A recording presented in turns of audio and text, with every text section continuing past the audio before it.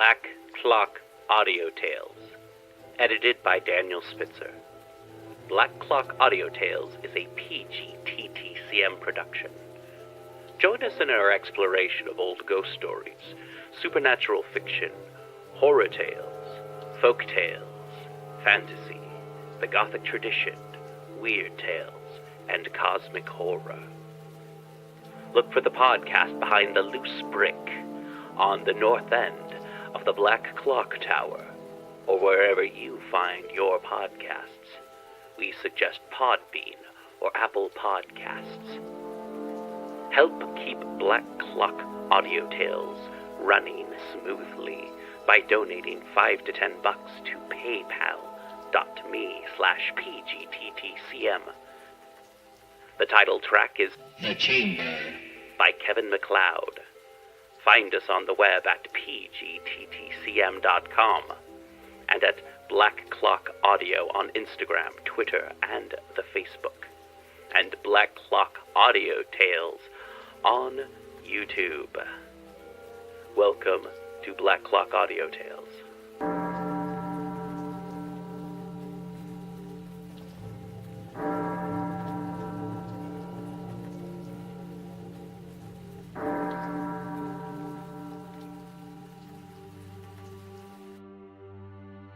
Trial for Murder by Charles Dickens. I have always noticed a prevalent want of courage, even among persons of superior intelligence and culture, as to imparting their own psychological experiences when those have been of a strange sort.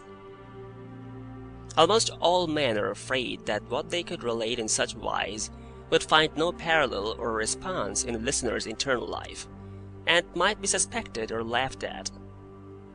A truthful traveller, who should have seen some extraordinary creature in the likeness of a sea serpent, would have no fear of mentioning it.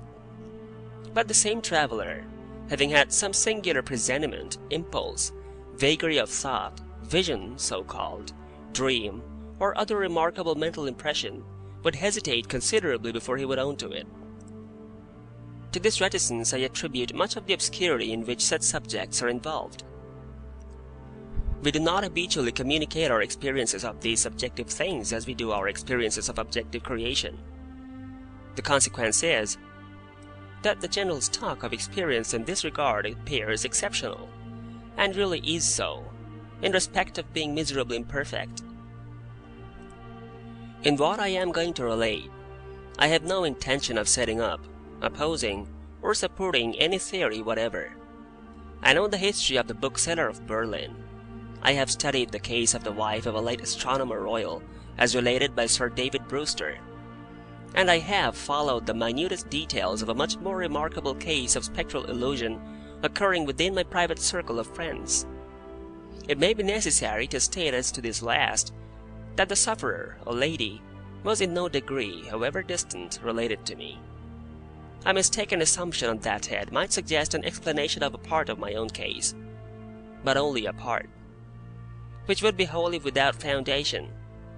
It cannot be referred to my inheritance of any developed peculiarity, nor had I ever before any at all similar experience, nor have I ever had any at all similar experience since.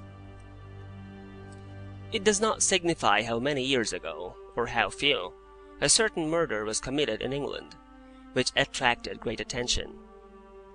We hear more than enough of murders as they rise in succession to their atrocious eminence, and I would bury the memory of this particular brute if I could, as his body was buried in Newgate Jail. I purposely abstain from giving any direct clue to the criminal's individuality. When the murder was first discovered, no suspicion fell, or I ought rather to say, for I cannot be too precise in my facts, it was nowhere publicly hinted that any suspicion fell on the man who was afterwards brought to trial. As no reference was at that time made to him in the newspapers, it is obviously possible that any description of him can at that time have been given in the newspapers. It is essential that this fact be remembered. Unfolding at breakfast my morning paper, containing the account of that first discovery, I found it to be deeply interesting, and I read it with close attention. I read it twice, if not 3 times. The discovery had been made in a bedroom, and, when I laid down the paper, I was aware of a flash, rush, flow. I do not know what to call it. No word I can find is satisfactorily descriptive, in which I seemed to see that bedroom passing through my room, like a picture impossibly painted on a running river. Though almost instantaneous in its passing, it was perfectly clear, so clear that I distinctly, and with a sense of relief, observed the absence of the dead body from the bed. It was in no romantic place that I had this curious sensation, but in chambers in Piccadilly, very near to the corner of St. James Street. It was entirely new to me. I was in my easy chair at the moment, and the sensation was accompanied with a peculiar shiver which started the chair from its position. But it is to be noted that the chair ran easily on casters. I went to one of the windows, there are two in the room, and the room is on the second floor, to refresh my eyes with the moving objects down in Piccadilly. It was a bright autumn morning, and the street was sparkling and cheerful. The wind was high. As I looked out, it brought down from the park a quantity of fallen leaves, which a gust took and whirled into a spiral pillar. As the pillar fell and the leaves dispersed, I saw two men on the opposite side of the way, going from west to east. They were one behind the other. The foremost man often looked back over his shoulder. The second man followed him at a distance of some 30 paces, with his right hand menacingly raised.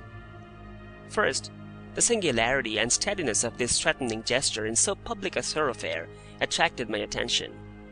And next, the more remarkable circumstance that nobody heeded it. Both men threaded their way among the other passengers with a smoothness hardly consistent even with the action of walking on a pavement. And no single creature, that I could see, gave them place, touched them, or looked after them. In passing before my windows, they both stared up at me. I saw their two faces very distinctly, and I knew that I could recognize them anywhere. Not that I had consciously noticed anything very remarkable in either face, except that the man who went first had an unusually luring appearance, and that the face of the man who followed him was the color of impure wax. I am a bachelor, and my valet and his wife constitute my whole establishment. My occupation is in a certain branch bank, and I wish that my duties as head of a department were as light as they are popularly supposed to be. They kept me in town that autumn, when I stood in need of change. I was not ill, but I was not well. My reader is to make the most that can be reasonably made of my feeling jaded, having a depressing sense upon me of a monotonous life, and being slightly dyspeptic. I am assured by my renowned doctor that my real state of health at that time justifies no stronger description, and I quote his own from his written answer to my request for it. As the circumstances of the murder, gradually unravelling, took stronger and stronger possession of the public mind, I kept them away from mine by knowing as little about them as was possible in the midst of the universal excitement. But I knew that a verdict of wilful murder had been found against the suspected murderer, and that he had been committed to Newgate for trial.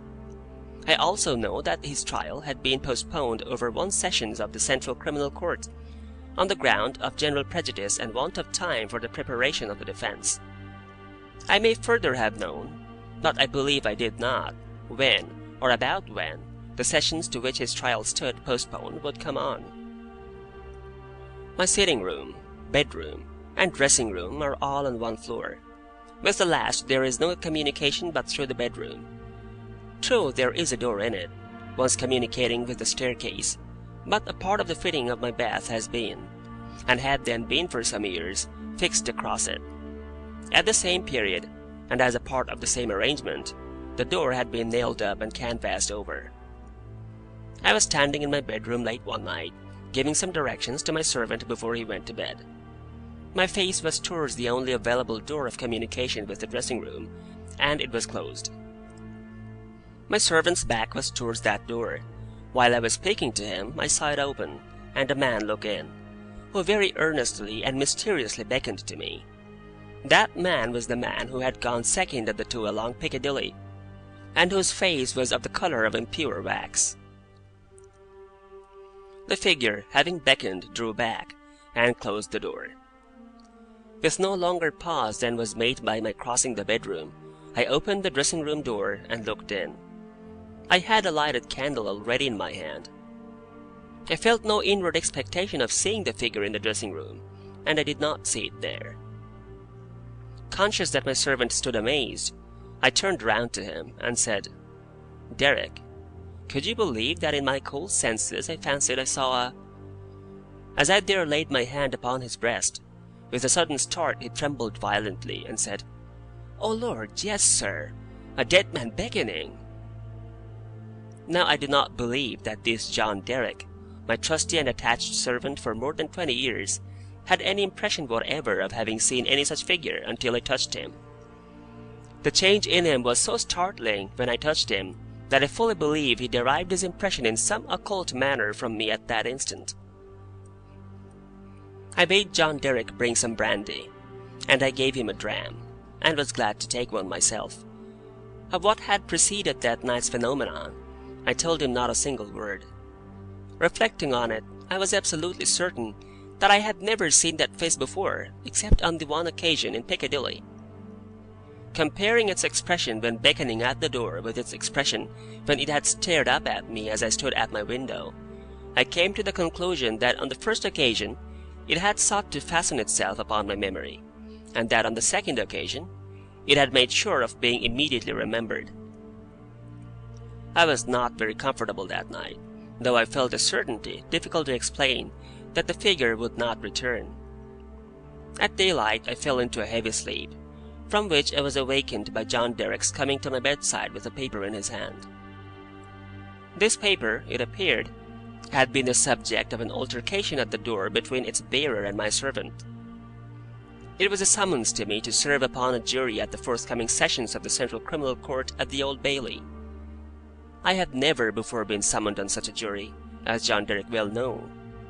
He believed, I am not certain at this hour whether with reason or otherwise, that that class of jurors were customarily chosen on a lower qualification than mine, and he had at first refused to accept the summons. The man who served it had taken the matter very coolly. He had said that my attendance or non-attendance was nothing to him. There the summons was, and I should deal with it at my own peril and not at his. For a day or two, I was undecided whether to respond to this call or to take no notice of it. I was not conscious of the slightest mysterious bias, influence, or attraction, one way or other. Of that I am as strictly sure as of every other statement that I make here. Ultimately, I decided, as a break in the monotony of my life, that I would go. The appointed morning was a raw morning in the month of November. There was a dense brown fog in Piccadilly, and it became positively black and in the last degree oppressive east of Temple Bar. I found the passages and staircases of the courthouse flaringly lighted with gas, and the court itself similarly illuminated. I think that, until I was conducted by officers into the old court and saw its crowded state, I did not know that the murderer was to be tried that day.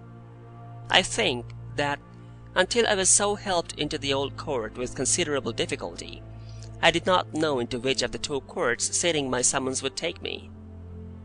But this must not be received as a positive assertion, for I am not completely satisfied in my mind on either point. I took my seat in the place appropriated to jurors in waiting, and I looked about the court as well as I could through the cloud of fog and breath that was heavy in it.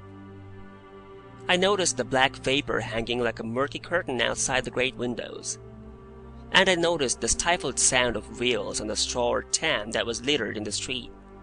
Also, the hum of the people gathered there, which a shrill whistle or a louder song or hail than the rest occasionally pierced.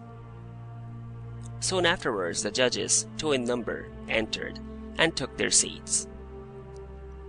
The buzz in the court was awfully hushed. The direction was given to put the murderer to the bar. He appeared there, and in that same instant I recognized in him the first of the 2 men who had gone down Piccadilly. If my name had been called then, I doubt if I could have answered to it audibly. But it was called about 6th or 8th in the panel, and I was by that time able to say, "Here." Now, observe. As I stepped into the box, the prisoner, who had been looking on attentively, but with no sign of concern, became violently agitated, and beckoned to his attorney. The prisoner's wish to challenge me was so manifest that it occasioned a pause, during which the attorney, with his hand upon the dock, whispered with his client, and shook his head.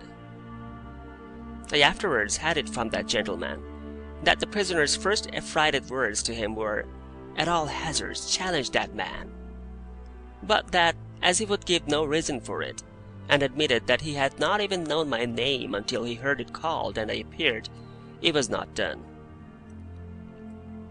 Both on the ground already explained, that I wished to avoid reviving the unwholesome memory of that murderer, and also because a detailed account of his long trial is by no means indispensable to my narrative, I shall confine myself closely to such incidents in the 10 days and nights during which we, the jury, were kept together, as directly bear on my own curious personal experience. It is in that, and not in the murderer, that I seek to interest my reader. It is to that, and not to a page of the Newgate calendar, that I beg attention. I was chosen foreman of the jury. On the second morning of the trial, after evidence had been taken for 2 hours, I heard the church clock strike. Happening to cast my eyes over my brother jurymen, I found an inexplicable difficulty in counting them. I counted them several times, yet always with the same difficulty. In short, I made them one too many. I touched the brother juryman whose place was next to me, and I whispered to him, "Oblige me by counting us." He looked surprised by the request, but turned his head and counted. "Why," says he, suddenly, "we are but no, it's not possible. No, we're 12. According to my counting that day, we were always right in detail, but in the gross we were always one too many. There was no appearance, no figure, to account for it, but I had now an inward foreshadowing of the figure that was surely coming. The jury were housed at the London Tavern. We all slept in one large room on separate tables, and we were constantly in the charge and under the eye of the officers sworn to hold us in safe keeping. I see no reason for suppressing the real name of that officer. He was intelligent, highly polite, and obliging, and, I was glad to hear, much respected in the city. He had an agreeable presence, good eyes, enviable black whiskers, and a fine sonorous voice. His name was Mr. Harker. When we turned into our 12 beds at night, Mr. Harker's bed was drawn across the door. On the night of the second day, not being disposed to lie down, and seeing Mr. Harker sitting on his bed, I went and sat beside him, and offered him a pinch of snuff. As Mr. Harker's hand touched mine in taking it from my box, a peculiar shiver crossed him, and he said, "Who is this?" Following Mr. Harker's eyes, and looking along the room, I saw again the figure I expected, the second of the 2 men who had gone down Piccadilly. I rose, and advanced a few steps, then stopped, and looked round at Mr. Harker. He was quite unconcerned, laughed, and said in a pleasant way, "I thought for a moment we had a 13th juryman, without a bed, but I see it is the moonlight." Making no revelation to Mr. Harker, but inviting him to take a walk with me to the end of the room, I watched what the figure did. It stood for a few moments by the bedside of each of my 11 brother jurymen, close to the pillow. It always went to the right-hand side of the bed, and always passed out crossing the foot of the next bed. It seemed, from the action of the head, merely to look down pensively at each recumbent figure. It took no notice of me, or of my bed, which was that nearest to Mr. Harker's. It seemed to go out where the moonlight came in, through a high window, as by an aerial flight of stairs. Next morning at breakfast, it appeared that everybody present had dreamed of the murdered man last night, except myself and Mr. Harker. I now felt as convinced that the second man who had gone down Piccadilly was the murdered man, so to speak, as if it had been borne into my comprehension by his immediate testimony. But even this took place, and in a manner for which I was not at all prepared. On the 5th day of the trial, when the case for the prosecution was drawing to a close, a miniature of the murdered man, missing from his bedroom upon the discovery of the deed, and afterwards found in a hiding place where the murderer had been seen digging, was put in evidence. Having been identified by the witness under examination, it was handed up to the bench, and thence handed down to be inspected by the jury. As an officer in a black gown was making his way with it across to me, the figure of the second man who had gone down Piccadilly impetuously started from the crowd, caught the miniature from the officer, and gave it to me with his own hands, at the same time saying, in a low and hollow tone, before I saw the miniature which was in a locket, "I was younger then, and my face was not then drained of blood." It also came between me and the brother juryman to whom I would have given the miniature, and between him and the brother juryman to whom he would have given it, and so passed it on through the whole of our number, and back into my possession. Not one of them, however, detected this. At table, and generally when we were shut up together in Mr. Harker's custody, we had from the first naturally discussed the day's proceedings a good deal. On that 5th day, the case for the prosecution being closed, and we having that side of the question in a completed shape before us, our discussion was more animated and serious. Among our number was a vestryman, the densest idiot I have ever seen at large, who met the plainest evidence with the most preposterous objections, and who was sided with by 2 flabby parochial parasites, all the 3 impanelled from a district so delivered over to fever that they ought to have been upon their own trial for 500 murders. When these mischievous blockheads were at their loudest, which was towards midnight, while some of us were already preparing for bed, I again saw the murdered man. He stood grimly behind them, beckoning to me. On my going towards them, and striking into the conversation, he immediately retired. This was the beginning of a separate series of appearances, confined to that long room in which we were confined. Whenever a knot of my brother jurymen laid their heads together, I saw the head of the murdered man among theirs. Whenever their comparison of notes was going against him, he would solemnly and irresistibly beckon to me. It will be borne in mind that down to the production of the miniature on the 5th day of the trial, I had never seen the appearance in court. 3 changes occurred now that we entered on the case for the defense. 2 of them I will mention together first. The figure was now in court continually, and it never there addressed himself to me, but always to the person who was speaking at the time. For instance, the throat of the murdered man had been cut straight across. In the opening speech for the defense, it was suggested that the deceased might have cut his own throat. At that very moment, the figure, with its throat in the dreadful condition referred to, this it had concealed before, stood at the speaker's elbow, motioning across and across its windpipe, now with the right hand, now with the left, vigorously suggesting to the speaker himself the impossibility of such a wound having been self-inflicted by either hand.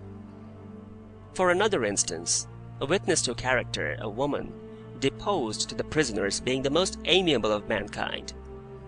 The figure at that instant stood on the floor before her, looking her full in the face, and pointing out the prisoner's evil countenance with an extended arm and an outstretched finger. The 3rd change now to be added impressed me strongly as the most marked and striking of all. I do not theorize upon it. I accurately state it, and there leave it. Although the appearance was not itself perceived by those whom it addressed, its coming close to such persons was invariably attended by some trepidation or disturbance on their part. It seemed to me as if it were prevented, by laws to which I was not amenable, from fully revealing itself to others, and yet as if it could invisibly, dumbly, and darkly overshadow their minds. And when the leading counsel for the defense suggested that hypothesis of suicide, and the figure stood at the learned gentleman's elbow, frightfully sawing at its severed throat, It is undeniable that the counsel faltered in his speech, lost for a few seconds the thread of his ingenious discourse, wiped his forehead with his handkerchief, and turned extremely pale. When the witness to character was confronted by the appearance, her eyes most certainly did follow the direction of its pointed finger, and rest in great hesitation and trouble upon the prisoner's face. 2 additional illustrations will suffice. On the 8th day of the trial, after the pause which was every day made early in the afternoon for a few minutes' rest and refreshment, I came back into court with the rest of the jury some little time before the return of the judges. Standing up in the box and looking about me, I thought the figure was not there, until, chancing to raise my eyes to the gallery, I saw it bending forward, and leaning over a very decent woman, as if to assure itself whether the judges had resumed their seats or not. Immediately afterwards that woman screamed, fainted, and was carried out. So with the venerable, sagacious, and patient judge who conducted the trial. When the case was over, and he settled himself on his papers to sum up, the murdered man, entering by the judge's door, advanced to his lordship's desk, and looked eagerly over his shoulder at the pages of his notes which he was turning. A change came over his lordship's face. His hand stopped. The peculiar shiver that I know so well passed over him. He faltered, "Excuse me, gentlemen, for a few moments. I am somewhat oppressed by the vitiated air," and did not recover until he had drunk a glass of water. Through all the monotony of 6 of those interminable 10 days, the same judges and others on the bench, the same murderer in the dock, the same lawyers at the table, the same tones of question and answer rising to the roof of the court, the same scratching of the judge's pen, the same ushers going in and out, the same lights kindled at the same hour when there had been any natural light of day, the same foggy curtain outside the great windows when it was foggy, the same rain pattering and dripping when it was rainy, the same footmarks of turnkeys and prisoner day after day on the same sawdust, the same keys locking and unlocking the same heavy doors, through all the wearisome monotony which made me feel as if I had been foreman of the jury for a vast period of time, and Piccadilly had flourished coevally with Babylon. The murdered man never lost one trace of his distinctness in my eyes, nor was he at any moment less distinct than anybody else. I must not omit, as a matter of fact, that I never once saw the appearance which I call by the name of the murdered man look at the murderer. Again and again I wondered, why does he not?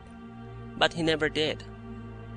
Nor did he look at me, after the production of the miniature, until the last closing minutes of the trial arrived.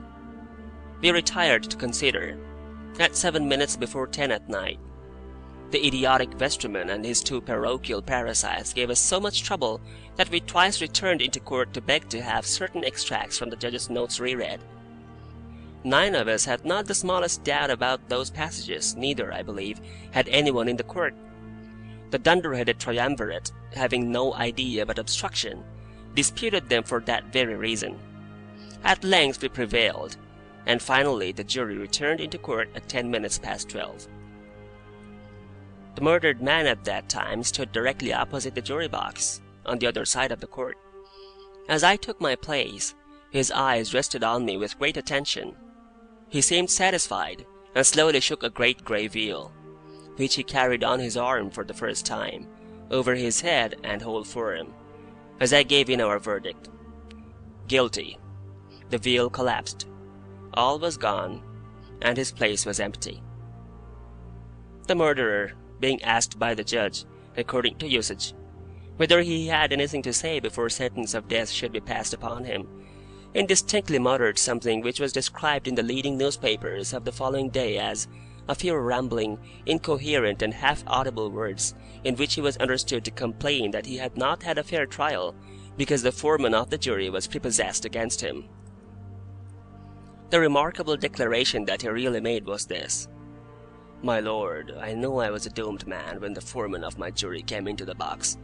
My lord, I know he would never let me off, because, before I was taken, he somehow got to my bedside in the night, woke me, and put a rope round my neck."